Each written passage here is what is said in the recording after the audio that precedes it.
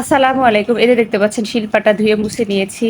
আর চুলায় একটা হাঁড়ি বসিয়ে দিয়েছি। হাঁড়িটা গরম হওয়ার পরে আমি তিসিগুলো দিয়ে ভেজে নিচ্ছি। দেখেন তিসিগুলো আ ফুটতে শুরু করেছে। আর ঢাকনা দিয়ে না ঢেকে দিলে চুলার চারিপাশে এটা ছড়িয়ে ছিটিয়ে যায়। এজন্য একটু মাঝে, মাঝে ঢাকনা দিয়ে দিচ্ছি আর ভেজে নিচ্ছি। আর এই যে একটা ফ্রাই প্যানে আমি সামান্য পরিমাণে তেল দিয়ে দিয়েছি। আর হচ্ছে এখন এখানে ৩ কোয়া রসুন নিয়েছি, আর ৩ টার মতো পেঁয়াজ নিয়েছি, আর হচ্ছে কিছু আ কাঁচামরিচ নিয়েছি। আমরা একটু ঝাল খাই বেশি ভর্তায়, এইজন্য একটু বেশি করেই মরিচ নিয়েছি। আর হচ্ছে এখানে দেখতে পাচ্ছেন আমি সেই ভাজা তিসিগুলা বেটে নিচ্ছি। আর আমি বাটার সময় কোনো পানি ব্যবহার করি নাই। তো আমি শুকনা তিসিটাই বেটে নিয়েছি।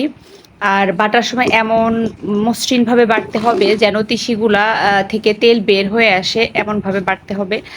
তো এই যে দেখতে পাচ্ছেন আমার তিসিগুলো বাটা হয়ে গিয়েছে। এখন আমি আগে মরিচগুলা বেটে নিয়েছি। এখন আমি সেই পেঁয়াজ আর রসুনগুলা বেটে নিলাম। এখন আমি সবকিছু বাটা শেষে আমি আবার একসাথে মিশিয়ে নিয়েছি।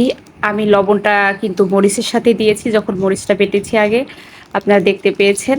আর এখানে আমি একটু গরম, গরম ধোয়া ওড়া ভাত নিয়ে নিলাম। পাটায় বাটা ভাত কে না পছন্দ করে বলেন? পাটায় ভর্তা করলে ভাতটা আমি খেতে অসম্ভব মজা লাগে।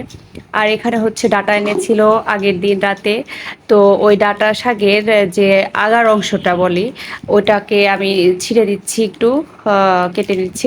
তার মানে আমি এটাকে ভর্তা করে খাবো। আমার কাছে বেশ ভালোই লাগে এটা ভর্তা খেতে। এই যে দেখতে পাচ্ছেন আমি ভাতের উপরে ভর্তা দিয়েছি, ৩ কোয়া রসুন দিয়েছি, আর বেশি পরিমাণে একটু মরিচ দিয়েছি। তো এই যে দেখতে পাচ্ছেন আমার ভর্তাটা হয়ে গিয়েছে, সাথে আলু ভর্তাও করে নিয়েছি।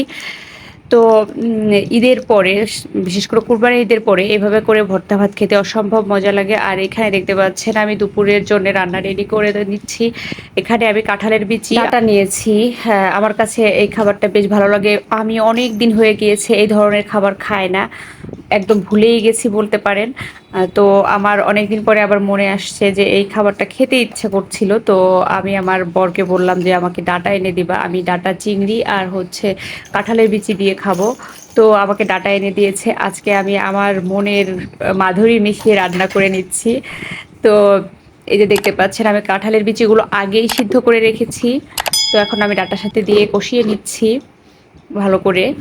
আর আমি ডাঁটা কখনো ভাপ দেই না। আমি ডাঁটাটা সরাসরি রান্না করে নিই। আর এখানে এই যে কষানো হয়ে গেছে, এখন ঝোলের পানি দিয়ে দিলাম। তো এই যে দেখতে পাচ্ছেন আমার ডাঁটার তরকারিটা হয়ে গিয়েছে মাশাআল্লাহ। আর খেতেও অসম্ভব মজা হয়েছিল।